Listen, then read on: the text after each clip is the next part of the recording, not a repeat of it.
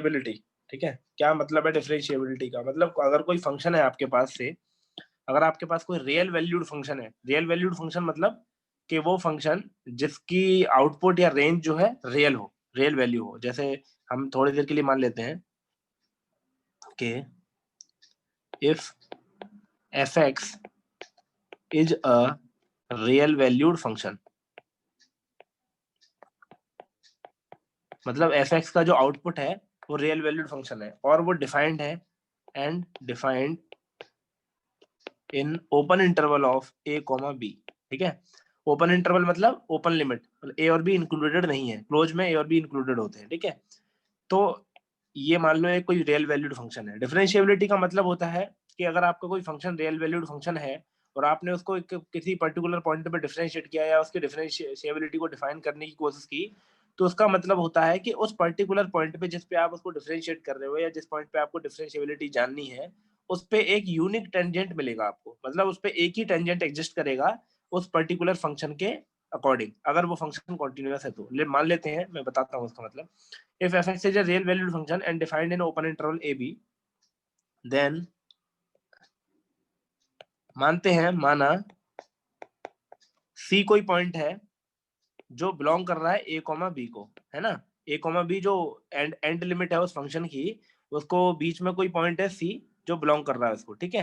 तो f(x) जो है, f(x) को डिफरेंशिएबल हमें बनाना है एट पॉइंट c पे, है ना। Then f(x) is differentiable at x equal to C. अगर मुझको ये निकालना हो कि x इक्वल टू सी पे डिफरेंशिएबल है कि नहीं है, तो लिमिट जो x टेंडिंग टू सी है, मतलब जो लिमिट x, जो लिमिट है उसमें x जो अगर c को अप्रोच करेगा, तो जो आपका लिमिट है एक्चुअल में f of x minus f of c upon x minus c, ठीक है, ये एग्जिस्ट करनी चाहिए फाइनाइटली, ठीक है, फाइनाइटली। इसका क्या मतलब है? आप किसी फंक्शन को डिफरेंशिएट करते हो, ये एफ डैश एक्स की वैल्यू है, ठीक है। आप किसी फंक्शन को डिफरेंशिएट करते हो तो उसका मतलब होता है कि आप उसकी लिमिट निकाल ले उस पर्टिकुलर पॉइंट पे, है ना। ये एफ डैश एक्स नहीं है, मतलब काइंड ऑफ एफ डैश सी बोल लो, क्योंकि आपने सी पॉइंट पे निकाली ना इसकी डिफरेंशिएबिलिटी। तो एफ डैश सी मतलब आपने एक फंक्शन को डिफरेंशिएट किया एक पर्टिकुलर पॉइंट सी पे, जहां पे आपकी जो लिमिट है एक्सटेंडिंग टू सी, अगर अगर आपका एक्स जो है सी को अप्रोच करेगा, तो F of x minus F of C upon x minus C से आप उसकी डिफरेंशिएबिलिटी बता सकते हो। बट ये जो डिफरेंशिएबिलिटी है या जो लिमिट है, ये एग्जिस्ट करनी चाहिए, तभी वो फंक्शन डिफरेंशिएबल होगा, है ना। मान लेते हैं इसके इसमें एक और पॉइंट है कि इसके लेफ्ट हैंड लिमिट और राइट हैंड लिमिट भी बराबर होनी चाहिए। वो कैसे हम पता करेंगे? वो ऐसे पता करेंगे कि अगर लेफ्ट हैंड लिमिट हमें निकालनी है, लेफ्ट हैंड लिमिट, ठीक है, लेफ्ट हैंड लिमिट कैसे निकालेंगे?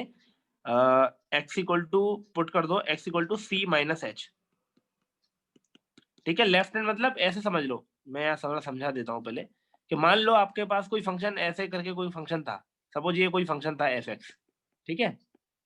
समझाने के लिए, ये कोई पॉइंट है ए और ये कोई पॉइंट है बी, ठीक है, यहाँ पे ये कोई पॉइंट है बी। तो अब ये कहना चाह रहा है कि किसी एक पर्टिकुलर पॉइंट सी पे, मान लो यहाँ पे कोई पॉइंट सी ले लिया है इसने, सी पे आपको डिफरेंशिएबिलिटी निकालनी है इस फंक्शन की। तो डिफरेंशिएबिलिटी का मतलब है बेटा कि इस पर्टिकुलर पॉइंट पे इस फंक्शन का केवल एक ही यूनिक टेंजेंट होना चाहिए लगभग, मतलब ये मान लो आप, ठीक है, ये एक यूनिक टेंजेंट हो गया। मतलब अगर मैं ऐसे करके एक और टेंजेंट ड्रॉ कर पा रहा हूँ मान लो, तो ये होना नहीं चाहिए, मतलब एक और टेंजेंट नहीं बन सकता यहाँ पे, केवल एक ही टेंजेंट बनेगा जो कि एक यूनिक टेंजेंट होगा। टेंजेंट मतलब लंब उस पर्टिकुलर फंक्शन पे, डिफरेंशिएबिलिटी का ये मतलब होता है। तो ये कहना चाह रहा है कि इस पर्टिकुलर पॉइंट पे अगर मान लो आपका फंक्शन डिफरेंशिएबल है, तो एक यूनिक टेंजेंट जो है एग्जिस्ट करेगा, जो कि मैंने यहाँ बना दिया, ठीक है। अब वो कह रहा है कि लेफ्ट हैंड लिमिट और राइट हैंड लिमिट अगर आप कैलकुलेट करने की कोशिश करोगे तो वो इक्वल आनी चाहिए। तो इस पर्टिकुलर पॉइंट सी पे मैं जब लेफ्ट हैंड लिमिट के लिए अप्रोच करूंगा, तो देखो अगर ये सी है और ये ए है और ये बी है, तो मैं अगर लेफ्ट हैंड मतलब सी के लेफ्ट से अप्रोच करूंगा तो सी से छोटी वैल्यू सी माइनस एच कोई छोटी वैल्यू होगी, और राइट हैंड लिमिट से अप्रोच करूंगा तो वो यहाँ से अप्रोच करने की कोशिश करूंगा, मतलब C plus H. Right hand side मतलब ज्यादा वैल्यू सी से और लेफ्ट हैंड साइड मतलब सी से कम वैल्यू। तो लेफ्ट हैंड लिमिट में निकालने की कोशिश कर रहा हूँ से, तो मैं लिमिट में अपने डाल दूंगा जो एफ डेस सी है, उसमें वैल्यू डाल देता हूँ मैं, limit h tending to 0 f of x की जगह c माइनस h डाल दो, c minus h minus f of c upon c minus h minus c। मैंने इस वैल्यू में x की जगह पुट x की जगह c माइनस h, ठीक है। केवल मैंने x की जगह c माइनस h डाल दिया, तो जो लेफ्ट हैंड लिमिट निकल के आई, देखो c से c कैंसिल हो जाएगा, तो फाइनली जो लेफ्ट हैंड लिमिट निकल के आई, limit h tending to 0 f of c minus h minus f of c upon minus h, ये आपकी लेफ्ट हैंड लिमिट है, ठीक है। ये चीज जो बराबर होनी चाहिए राइट हैंड लिमिट के, ठीक है, तो ही मतलब तो ही हमारा फंक्शन जो है डिफरेंशिएबल होगा इस पर्टिकुलर पॉइंट पे। मतलब इस पर्टिकुलर पॉइंट पे अगर लेफ्ट हैंड लिमिट और राइट हैंड लिमिट अगर बराबर आ जाती है, इसका मतलब क्या है कि ये यूनिक टेंजेंट बनेगा इसमें, कोई मतलब दूसरे टेंजेंट नहीं बन सकते, केवल एक ही यूनिक टेंजेंट होगा, यानी एक ही लंब होगा इस पर्टिकुलर फंक्शन पे। तो मैं या तो इधर से अप्रोच करूं ऐसे लेफ्ट हैंड से, या मैं राइट हैंड से अप्रोच करूं, तो कहीं से भी मैं अप्रोच करूंगा इस पर्टिकुलर पॉइंट सी पे डिफरेंशिएशन निकालने के लिए, तो इस पॉइंट पे मुझे केवल एक ही यूनिक टेंजेंट मिलेगा, that is called differentiability. Differentiability का यही मतलब होता है, ठीक है। तो मैं राइट हैंड लिमिट भी निकाल लेता हूँ। अभी हमने लेफ्ट हैंड लिमिट है, तो मैं राइट हैंड लिमिट के लिए क्या करूंगा, put x equal to C plus H. देखो राइट हैंड लिमिट मतलब c से ज्यादा वैल्यू, c से राइट हैंड मतलब इधर से आ रहे हो तो c से बड़ी वैल्यू से आ रहे होगे, तो c प्लस एच c से बड़ी होगी। तो यहाँ पे अब हम वैल्यू डाल रहे हैं, limit h tending to 0 f of c plus H minus f of c upon c plus H minus c, ठीक है। मैंने उसी फंक्शन में जो f डैश x है, ऊपर देखो f डैश c जो फंक्शन है ना, इसी फंक्शन में मैंने c की जगह c प्लस h डाल दिया, तो finally LH right hand limit RHL equal to आ जाएगा यहाँ से, limit h tending to 0, c से अगेन c कैंसिल हो गया, f of c plus h minus f of c whole divided by plus h। Then this means कि right hand limit अगर left hand limit के बराबर है, ठीक है, यहाँ लिख देता हूँ, if right hand limit left hand limit is equal to right hand limit, then this function is differentiable at x equal to c, ठीक है। इस पर्टिकुलर पॉइंट पे डिफरेंशिएबल होगा, इसका ये मतलब होता है, ठीक है। मतलब मैंने क्या किया, एक पर्टिकुलर पॉइंट सी लिया, एक कंटिन्यूअस फंक्शन था एफ एक्स जो रियल वैल्यूड फंक्शन था, ए कॉमा बी में डिफाइन था ओपन इंटरवल, ठीक है। हमने क्या माना कि एक कोई पर्टिकुलर पॉइंट सी है उनके बीच में, ए और बी के बीच में, जहां पे अगर मैं फंक्शन को डिफरेंशिएट करूंगा उस पर्टिकुलर पॉइंट पे, तो मुझे वो फंक्शन जो है डिफरेंशिएट तो होगा ही, प्लस वो एक डिफरेंशिएबल का मीनिंग क्या है, डिफरेंशिएट होने का मतलब है कि उस पर्टिकुलर पॉइंट पे लेफ्ट हैंड लिमिट या राइट हैंड लिमिट में कहीं से भी अप्रोच करता हूं तो मुझको एक यूनिक टेंजेंट मिलेगा और लेफ्ट हैंड लिमिट और राइट हैंड लिमिट की वैल्यू भी बराबर आएगी, ठीक है। ये मतलब होता है इस चीज का। तो ये जो है हमारा left hand limit equal to right hand, इसका मतलब ये हुआ कि this function has a unique tangent at point C, ठीक है। तो डेरिवेटिव का क्या मतलब हो गया बेटा, कि derivative of a function exist at a point, that means function has a unique tangent at that point. मतलब उस पर्टिकुलर पॉइंट पे अगर डिफरेंशिएबल या डेरिवेटिव है वो फंक्शन, तो उस पर्टिकुलर पॉइंट पे आपको एक यूनिक टेंजेंट मिलेगा, मतलब एक अनोखा मतलब एक ही मिलेगा वो टेंजेंट, जो लंब है वो आपको एक ही मिलेगा, वो डिफरेंट डिफरेंट लंब नहीं मिल सकते। कई बार ऐसा भी होता है इस पर्टिकुलर पॉइंट पे देखो आपको इस तरीके से, है ना, एक ये बन गया या एक ऐसे टच करके चला गया, ऐसे कई मिल सकते हैं, लेकिन अगर वो फंक्शन डिफरेंशिएबल है उस पर्टिकुलर पॉइंट पे तो एक ही मिलेगा आपको, ये मतलब होता है इसका, ठीक है। क्लियर? ओके, तो अभी इसका ज्योमेट्रिकल इंटरप्रिटेशन भी थोड़ा सा समझ लेते हैं कि geometrical interpretation of differentiability, geometric interpretation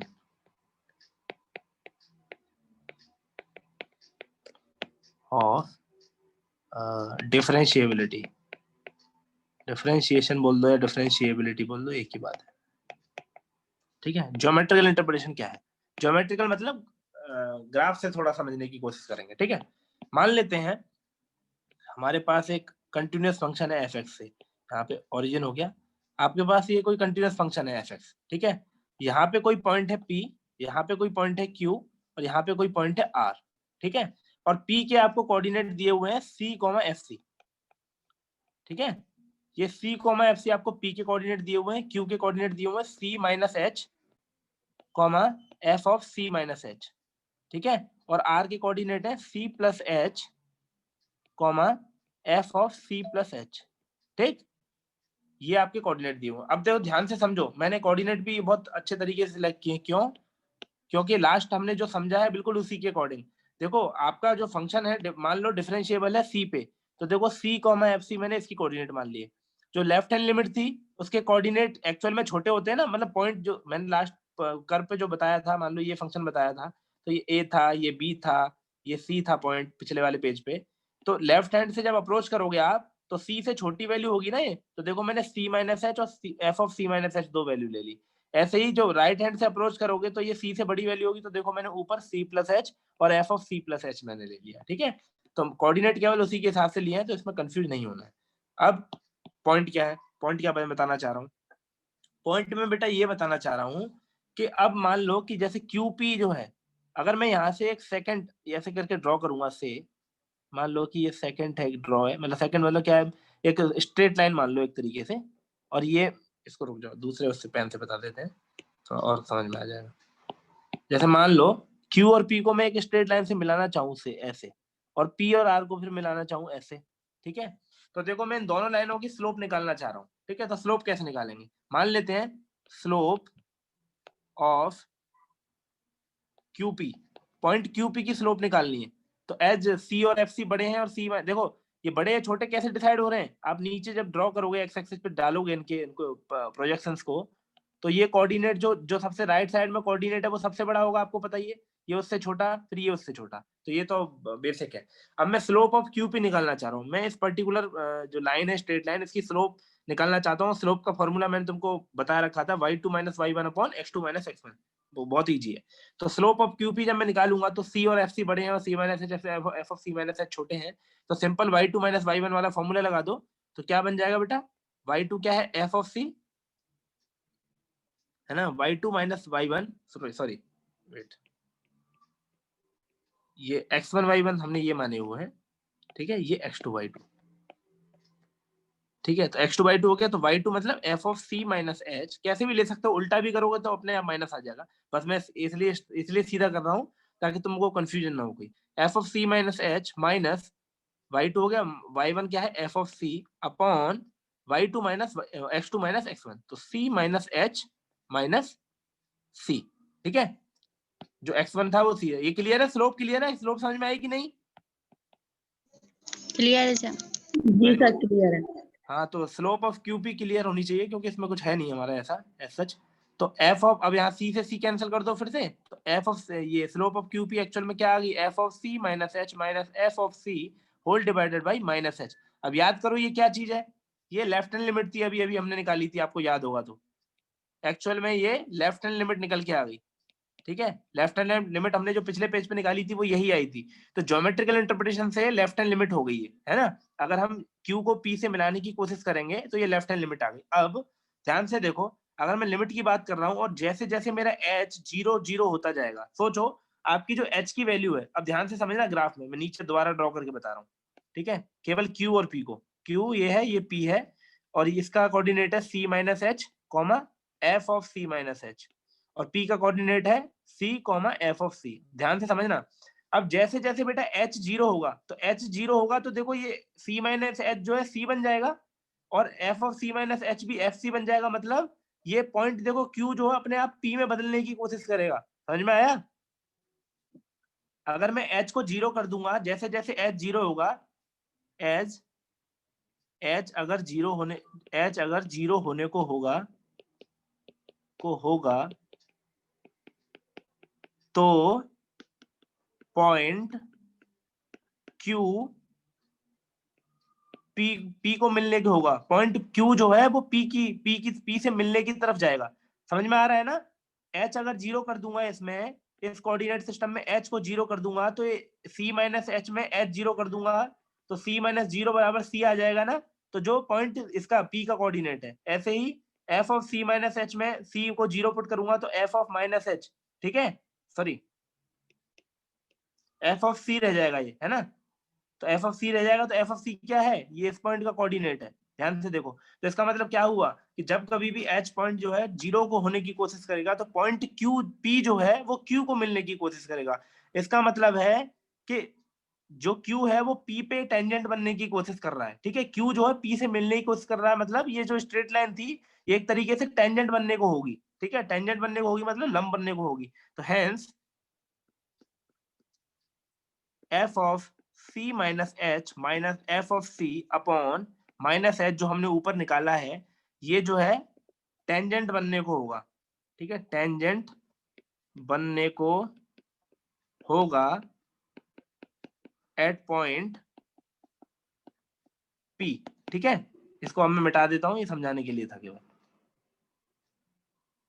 तो इसका क्या मतलब हुआ बेटा कि लेफ्ट हैंड लिमिट से जब मैंने लेफ्ट हैंड लिमिट निकाल ली, मतलब जो मैंने स्लोप निकाली, पहले स्लोप को मैंने या उसको आपको स्लोप को कंपैरिजन करके बता दिया कि ये तो एक्चुअल में लेफ्ट हैंड लिमिट बन के आ गई। और लेफ्ट हैंड लिमिट में अगर आप इसको ऐसे लिख दोगे, limit H tending to 0 F of C minus H minus F of C divided by minus H, this limit, तो ये जो पॉइंट P है, तो जो पॉइंट P है Q है, सॉरी Q है, वो P को मिलने को होगा। इसका मतलब क्या हुआ कि जो पॉइंट P जो सेकंड है, मतलब जो स्ट्रेट लाइन है, वो लंब बनने को होगी P पे, ठीक है। तो जो लाइन है, जो लाइन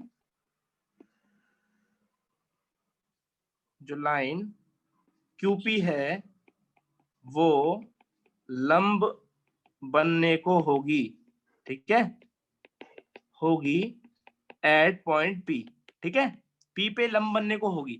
तो ये लेफ्ट हैंड लिमिट से हमें को इतना समझ में आ गया कि QP की स्लोप निकाली तो हमारी आ गई। अब आप PR की सोचो, आप PR की सोचोगे ना तो सेम चीज आप PR पे पाओगे, है ना। PR के देखो मैं यहाँ निकाल के बता देता हूँ, slope of PR।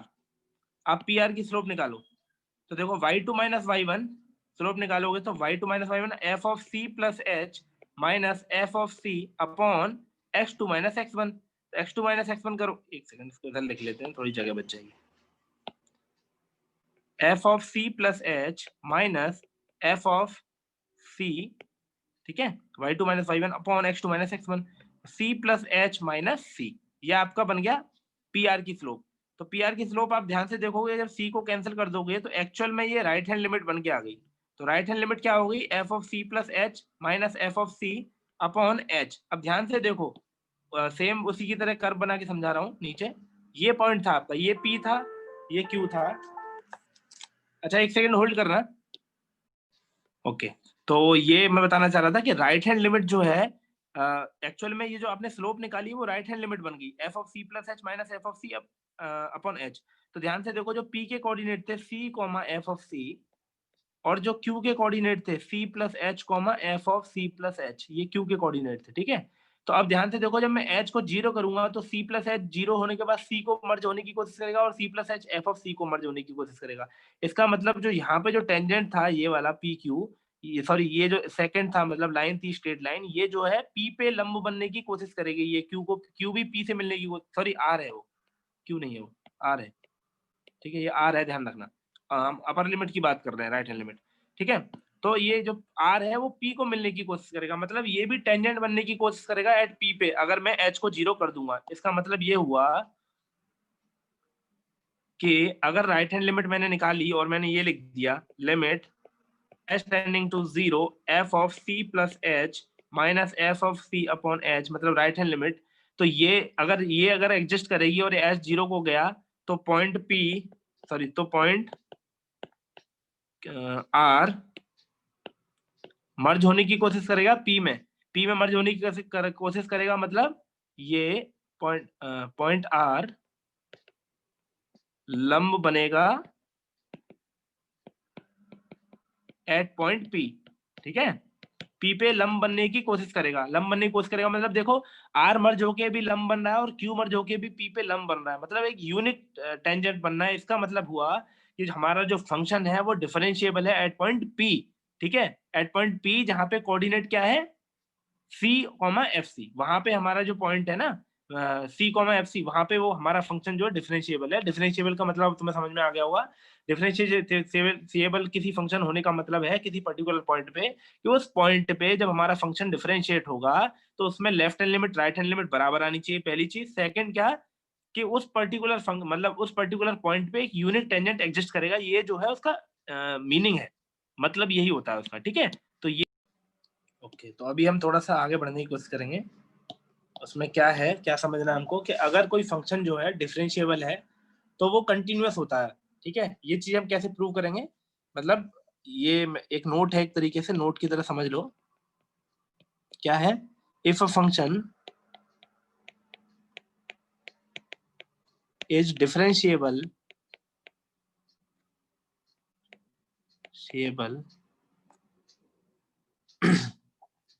at a point then it will be continuous, ठीक है, continuous at that point।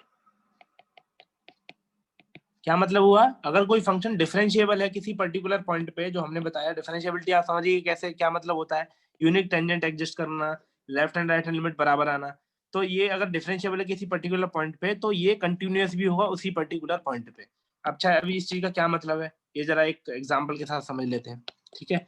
मान लेते हैं आपके पास कोई फंक्शन था f x equal to y, तो वो कहना चाह रहा है कि ये गिवन है तुमको कि दिस फंक्शन इज डिफरेंशिएबल, ये गिवन है तुमको differentiable at x equal to A, है ना, ये गिवन इन्फॉर्मेशन है, ये तुमको दिया है क्वेश्चन में कि एफ एक्स बराबर वाई है, एक डिफरेंशिएबल फंक्शन है at x equal to A. तो आपको ये बताना है कि at x equal to A ये कंटिन्यूअस है कि नहीं है। तो we have to check this function is continuous और not at x equal to A. At x equal to A पे हमको कंटिन्यूअस चेक करना है। तो देखो, एक चीज तो पहले ध्यान में रखो कि कंटिन्यूअस चेक करने का मतलब है कि लिमिट एक्स टेंडिंग टू ए, मतलब जब लिमिट एक्स टेंडिंग टू ए को अप्रोच करेगी, एक्स इक्वल टू ए पे तो चेक करना है हमको फंक्शन कंटिन्यूअस है कि नहीं है। तो x equal to A F of x में, मतलब जो फंक्शन है उसमें अगर x tending to a approach करेगा तो फंक्शन की वैल्यू एफ ऑफ ए आनी चाहिए, तो ये कंटिन्यूअस होगा, है ना। तो लेट्स सी, चेक कर लेते हैं कि कैसे होगा ये, ठीक है, ये चीज आनी चाहिए। तो अब हम सोचते हैं कि हमको पता है कि हमको दिया क्या है बेटा कि डिफरेंशिएबल है, तो डिफरेंशिएबिलिटी आप कैसे निकालते हो, डिफरेंशिएबल डेरिवेटिव आप कैसे निकालते हो कि derivative at x equal to A आपको निकालना है। तो फंक्शन, नॉर्मल फंक्शन को आप कैसे अप्रोच करते हो ये मैं तुमको बता ही चुका हूँ। Limit x tending to A, मान लो एक्स टेंडिंग टू ए पे आपको चेक करना है, तो F of that function F of x minus F of A upon x minus A, ये आप ऐसे इस तरीके से लिमिट निकालते हो। तो this value is equal to F dash of A, मतलब आप किसी फंक्शन को जब डिफरेंशिएट कर रहे हो किसी पर्टिकुलर वैल्यू पे, तो आपकी लिमिट जो है ये प्रूव होनी चाहिए। अगर ये लिमिट आ गई तो इसका मतलब हुआ कि आपका एफ डैश एक्स आ गया। मतलब जैसे मान लो फॉर एन एग्जांपल, मैंने ये फर्स्ट प्रिंसिपल मेथड है, फर्स्ट प्रिंसिपल मेथड आपको मैंने सबसे पहले लिमिट वाली क्लास में बताया था, ठीक है, फर्स्ट प्रिंसिपल मेथड। तो दोबारा बताने की जरूरत नहीं है मुझे, नहीं तो रिवाइज कर लेना नोट्स में देख के, फर्स्ट प्रिंसिपल मेथड है कि आपको जो हम डिफरेंशिएशन कर देते हैं ना कि 3x का हमने तुरंत 3 लिख दिया, ये क्यों 3 लिख दिया, x का 1 हो गया, ये सब इसी मेथड से आया है। इसी मेथड से मैंने बताया था, तुम लोगों को ध्यान होगा कि sin x का cos x होता है तो कैसे होता है, वो हम यहीं से f of x minus F of A upon x minus A किसी पर्टिकुलर पॉइंट पे चेक करना हो तो ऐसे करते हैं। तो हमको यही दिया हुआ था क्वेश्चन में कि डेरिवेटिव हमको दिया हुआ है eight x equal to A, तो eight x equal to A पे हमने जब डेरिवेटिव निकाला एफ डैश ऑफ ए, तो वो निकल के आया limit x tending to A F of x minus F of A upon x minus A. ये हमको पता था, इतना हमको पता है। अब आप सोचो आपको प्रूव क्या करना है कि एफ ऑफ एक्स जो है, अगर मैं इस प्रूव आपको ये करना है जो ऊपर लिखा हुआ है ये चीज, limit x tending to A F of x में जब मैं एक एक्स जो है ए को अप्रोच करेगी तो मेरे फंक्शन की वैल्यू एफ ऑफ ए आनी चाहिए, ठीक है। तो लेट्स सी, आप वी नो, हमको क्या पता है, F of x equal to F of A पता है, सॉरी हमको क्या पता है कि एफ ऑफ एक्स को अगर मैं लिखना चाहूं तो मैं कैसे लिख सकता हूं, मैं एफ ऑफ एक्स में प्लस एफ ऑफ ए जोड़ रहा हूं थोड़ी देर के लिए और एफ ऑफ ए घटा रहा हूं, ठीक है। तो एफ ऑफ एक्स को मैं ऐसे लिख सकता हूं ना, F of X plus F of A minus F of A, मतलब ये दोनों कैंसिल हो जाएंगे तब भी फंक्शन एफ ऑफ एक्स बचेगा। तो इसको मैं थोड़ी देर के लिए ऐसे लिखना चाहूंगा, F of x minus F of A plus F of A अलग कर दिया मैंने, ठीक है, एफ ऑफ प्लस ए को अलग कर दिया। अब ध्यान से देखो, मुझको जो पहले ये चीज ध्यान रखो, प्रूव करते टाइम आपको ये पता होना चाहिए जो आपको दिया हुआ है ना, ये जो लिमिट ऊपर जो दी हुई है डेरिवेटिव वाली, जो हमने अभी ब्रैकेट में बंद की है, ये हमको पता है, तो हम कोशिश करेंगे इसको इस फॉर्म में बदलने की। अगर ये इस फॉर्म में आ जाएगा तो मतलब थोड़ा सा मुझे इजी हो जाएगा, क्योंकि मुझे यही पता है। अब आप सोचो, एफ ऑफ एक्स में मैं क्या कर रहा हूँ, F of x minus F of A में डिवाइड कर रहा हूँ एक्स माइनस ए से, और मल्टीप्लाई कर रहा हूँ एक्स माइनस ए से, ठीक है, इसी पूरे फंक्शन में, प्लस एफ ऑफ ए को अलग छोड़ दिया मैंने, एफ ऑफ ए जो यहाँ है ना वो सिंगल मैंने अलग से छोड़ दिया, ऐसा कैसा ही, और इस फंक्शन में मैंने ये ब्रैकेट लगा दिया, एक्स माइनस ए से डिवाइड कर दिया, एक्स माइनस ए से मल्टीप्लाई कर दिया। अब मैं सोचो लिमिट अप्रोच कर रहा हूँ x tending to A, F of x में, ठीक है। तो ये जब आपको ध्यान होगा, जो लिमिट होती है ये फंक्शन पे लिमिट प्लस ये फंक्शन पे लिमिट, तो लिमिट में आपको मैंने एक रूल बताया था, लिमिट जब अलग अलग फंक्शंस पे, अलजेब्रिक फंक्शंस पे लगती है तो वो ब्रेक हो जाती है, क्योंकि F of limit of S tending to something, मान लो F of X plus G of X पे लगेगी, तो ये अलग अलग ब्रेक हो जाएगी, एफ ऑफ एक्स पे अलग हो जाएगी प्लस जी ऑफ एक्स पे अलग से लिमिट आ जाएगी, ठीक है। तो ये मैंने रूल बताया हुआ है, हर किसी में वैलिड है अलजेब्रिक में, ठीक है। तो हम क्या कर रहे हैं, लिमिट ब्रेक हो जाएगी, तो limit x tending to A F of x minus F of A whole divided by X minus A into X minus A, ठीक है, plus limit x tending to A F of A. Clear?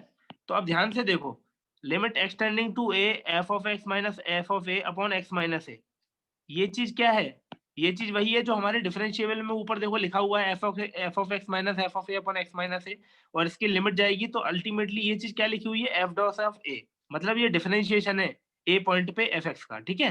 तो limit x tending to A F of A X equal to हो जाएगा F dash of A, limit x tending to A F dash of A into X minus A, ये same का same आ जाएगा, plus limit x tending to A F of A. तो ध्यान से देखो, अब एफ डैश ए तो हो गया अलग, ये तो कांस्टेंट वैल्यू होगी। अब एक्स माइनस ए में जब एक्स ए को अप्रोच करेगा तो एक्स माइनस ए किसको अप्रोच करेगा, जीरो को, तो ये चीज जीरो हो जाएगी, एक्स जैसी लिमिट खोलोगे इसकी तो ये चीज जीरो हो जाएगी, तो मतलब मल्टीप्लाई करोगे तो पूरी चीज जीरो हो जाएगी, hence limit x tending to A F of x जब आपने अप्रोच किया तो आपको क्या मिल गया बेटा, वो एफ ऑफ ए मिल गया।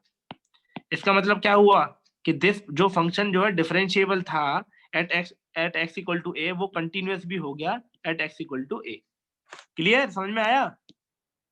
हमने अभी ये जान लिया कि अगर कोई फंक्शन कंटिन्यूअस है, सॉरी डिफरेंशिएबल है, तो वो उस पॉइंट पे कंटिन्यूअस भी होगा, लेकिन इसका उल्टा ट्रू नहीं है ना। ये moving on to the next page, हम ये लिखने वाले हैं, नेक्स्ट नोट ये है कि कन्वर्स ट्रू नहीं है, उल्टा ट्रू नहीं है इसका।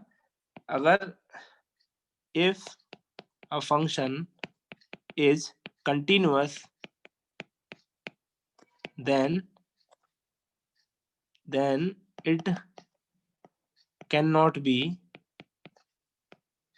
या फिर हिंदी में लिख देते हैं इसको समझने के लिए, ठीक है। अगर कोई फंक्शन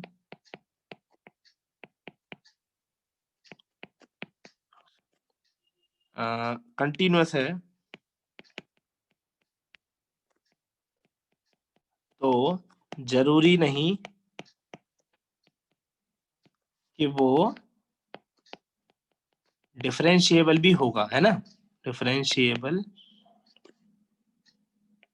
भी होगा, ठीक है।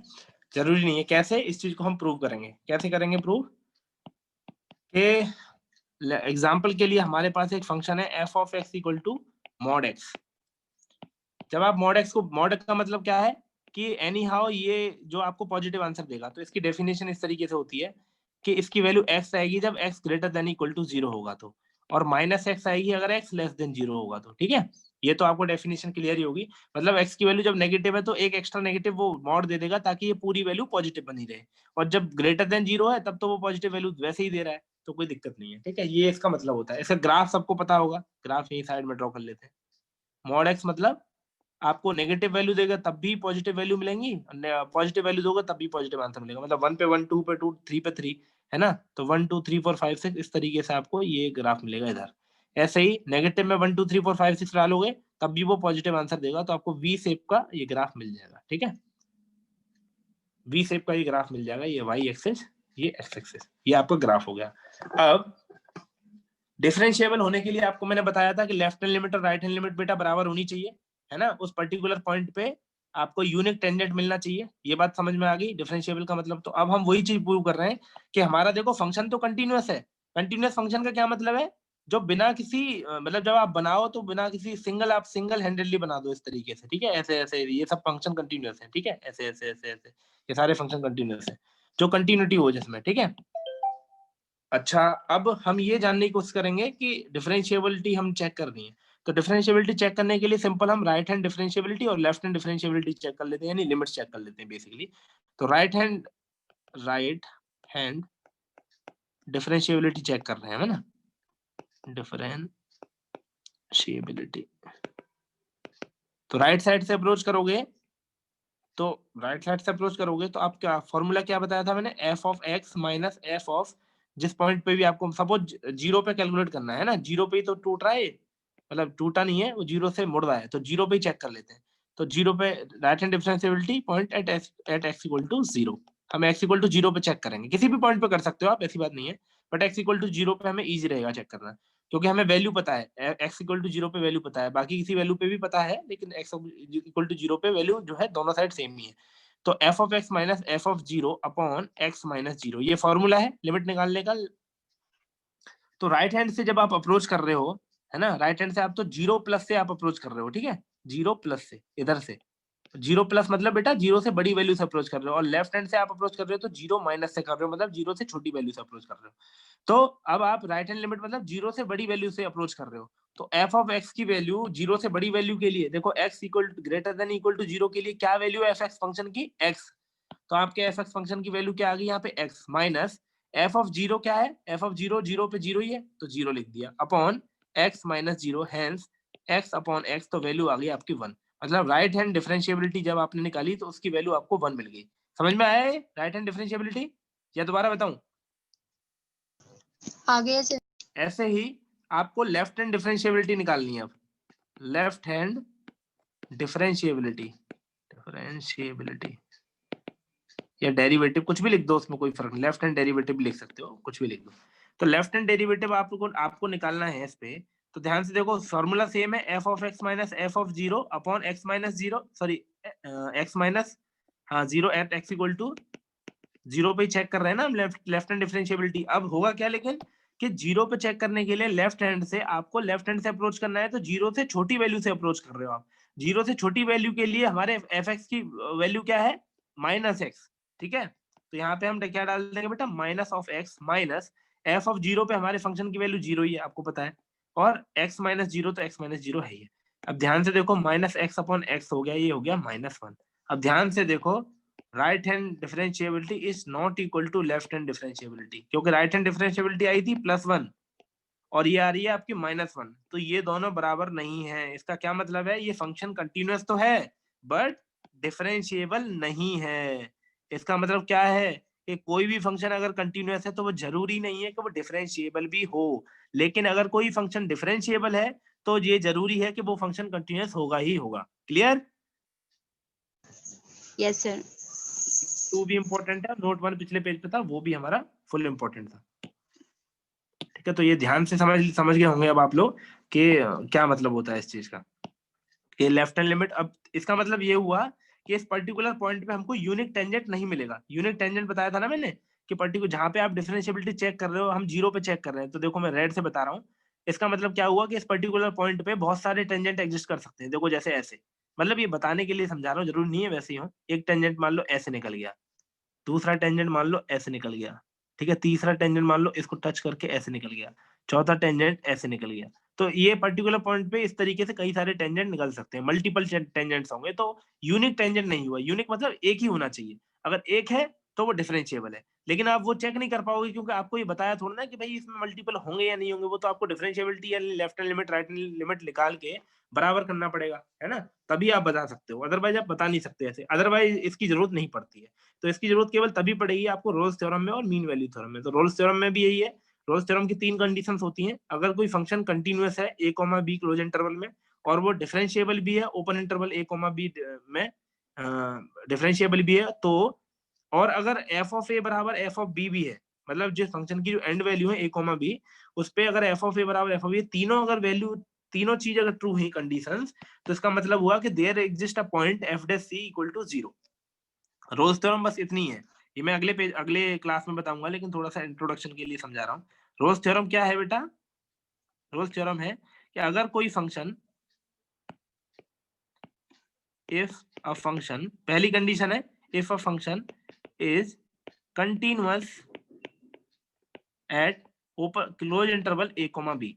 Second condition, the function is differentiable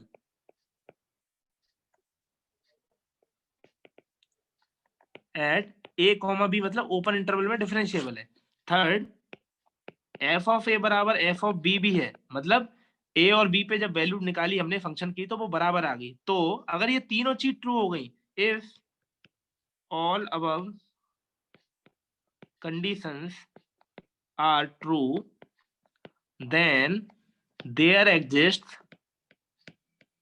तो वहां पे एक पॉइंट एग्जिस्ट करेगा, there exist a point c at which function का जब डिफरेंशिएट करोगे इस पर्टिकुलर पॉइंट पे सी पे, तो वो 0 हो जाएगा। ठीक है, ये हमारी रोल्स थ्योरम थी। अब इसका ज्योमेट्रिकल इंटरप्रिटेशन मैं अगली क्लास में बता दूंगा, क्योंकि टाइम थोड़ा सा कम है आज। तो रोल्स थ्योरम बस इतना ही है, बेसिक समझ गए होंगे तुम क्या मतलब है रोल्स थ्योरम का। पहला है, उसने कंडीशन दी है कि वो कंटिन्यूअस होना चाहिए। सेकंड कंडीशन है कि वो डिफरेंशिएबल भी होना चाहिए। थर्ड कंडीशन है कि एफ ऑफ ए और एफ ऑफ बी बराबर भी आना चाहिए। और फाइनल एक कंडीशन है कि भाई अगर मान लो अगर ये तीनों कंडीशन ट्रू है, तो वहां पे एक पॉइंट बीच में सी लाई करेगा जहां पे f dash c equal to 0। अच्छा, f dash c equal to 0 होने का क्या मतलब है? मतलब कि उस पॉइंट पे जो स्लोप है, उस मतलब उस टेंजेंट की जो स्लोप है वो पैरेलल टू एक्स एक्सिस। देखो स्लोप कब 0 होती है? स्लोप 0 होती है जब जब y कोऑर्डिनेट सेम हो जाए। y को मतलब y2 minus y1 upon x2 minus x1 होता है ना फॉर्मूला। तो y कोऑर्डिनेट अगर आपके सेम हो गए दोनों पॉइंट पे, तो आपकी स्लोप 0 हो जाएगी। स्लोप 0 होने का मतलब है कि जो लाइन है जिसकी हम स्लोप 0 होने की बात कर रहे हैं, वो पैरेलल टू एक्स एक्सिस हो जाएगी, है ना। मान लो जैसे एक्स एक्सिस ये नीचे है, ये y हो गया, तो ये जो लाइन है ना, इसकी जो स्लोप है वो 0 हो जाएगी। मतलब y2 minus y1 upon x2 minus x1 जो फॉर्मूला होता है, इसमें y2 और y1 सेम हो गए, क्योंकि line parallel to x axis है। तो इस पॉइंट पे y सेम ही रहेगा हर पॉइंट पे। तो 0 minus 0 upon x2 minus x1 कुछ भी रहे, फिर ये 0 आ जाएगी। Hence slope of this point 0। तो स्लोप 0 होने का मतलब क्या है कि f dash c equal to 0 होने का मतलब है कि स्लोप 0 होगी। मतलब कि अगर आपका कोई फंक्शन इस तरीके से दिया हुआ होता, मान लो इस तरीके से कोई फंक्शन आपका दिया होता, यहाँ पे a होता, यहाँ पे b होता और यहाँ पे कहीं c होता, ये पॉइंट, तो वो ये कहना चाह रहा है कि अगर ये फंक्शन कंटिन्यूअस है, तो देखो कंटिन्यूअस मैंने फंक्शन बना दिया लाल से, ये कंटिन्यूअस है। डिफरेंशिएबल वो पूछ रहा है a कॉमा b में, तो ठीक है मान लिया हमने, डिफरेंशिएबल भी होगा, ये मान लेते हैं कि एफ उसमें ए और बी फंक्शन पे जो है left hand limit right hand limit बराबर होगी, मान लेते हैं। और एफ ऑफ ए और एफ ऑफ बी बराबर भी है, चलो ये भी मान लेते हैं कि ये भी अगर ऐसा हुआ होगा, तो आपका जो फंक्शन है किसी पर्टिकुलर पॉइंट सी पे एफ डैश सी जब आप डिफरेंशिएट करोगे तो वो 0 आएगा। मतलब इस पर्टिकुलर पॉइंट पे देखो, डिफरेंशिएबल होने का मतलब मैं तुम्हें बता चुका हूँ कि यूनिक टेंजेंट होता है, एक ही सिंगल टेंजेंट लाई करता है। तो देखो जो टेंजेंट यहाँ लाई करेगा इस तरीके से, वो must be parallel to x axis होगा, क्योंकि एफ डैश रोल्स थ्योरम ने ये कहा है कि एफ डैश सी बराबर 0 आना चाहिए। 0 आना चाहिए मतलब कि इस जो टेंजेंट जो आपने डाला है, ये जो टेंजेंट है, ये जो लंब है, ये हमेशा पैरेलल टू एक्स एक्सिस ही होगा। तो रोल्स थ्योरम खत्म भी हो गई लो। अब मुझे अगले क्लास में बताने की भी जरूरत नहीं है, इसका एग्जांपल बताऊंगा सीधा। समझ में आया रोल्स थ्योरम? Yes sir. इसको हाईलाइट कर देता हूँ मैं थोड़ा सा। रोल्स थ्योरम बस यही है।